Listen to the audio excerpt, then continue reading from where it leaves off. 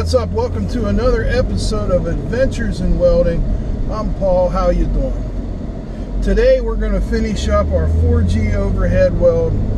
I decided to put in another fill pass, and then we're going to put in the cap.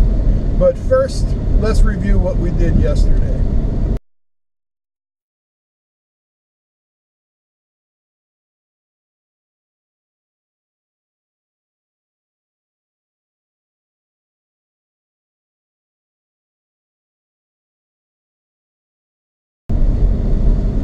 Got it? Alright. Now let's put in that cover pass. The important thing to remember is to get those bevel ends, no undercut, keep it smooth, no more than 1/16 inch reinforcement. Just fill it all up. Nothing to it but to do it.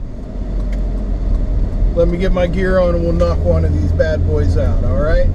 Alright. Alright, here we go with that final pass before we put on the cover pass.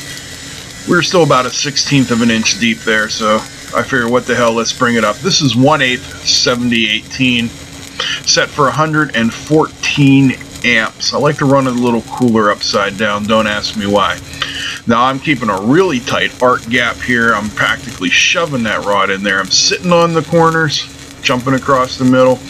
It's almost like 3G, but I'm not really flying across the middle, just kind of cruising. That's all you got to do.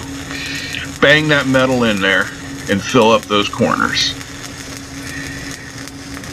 Alright, before we get on to the cover pass, here's just a little shout out to my classmates, Austin, Hondo, James, Joe, Tyler, Gabe, our teacher, Big John, Eastern Gateway Community College in Steubenville. The handsome fella down front, well, you should know by now, that's me. Alright, on to the cover. We're doing the same thing here.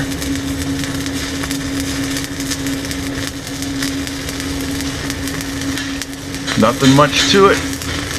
Forcing it in them corners, making sure we cover up those bevels. Nice and slow, nice and steady. Getting that plate all smoky. And here's the results.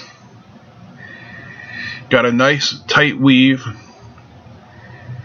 Everything's looking pretty good. Got a little dip in the middle there. Not sure quite why. Must be something with my technique, but no excessive reinforcement. Not a lot of undercut that I can see. We'll call this one a success. We'll see what the bending machine has to say about it, but I think it's pretty.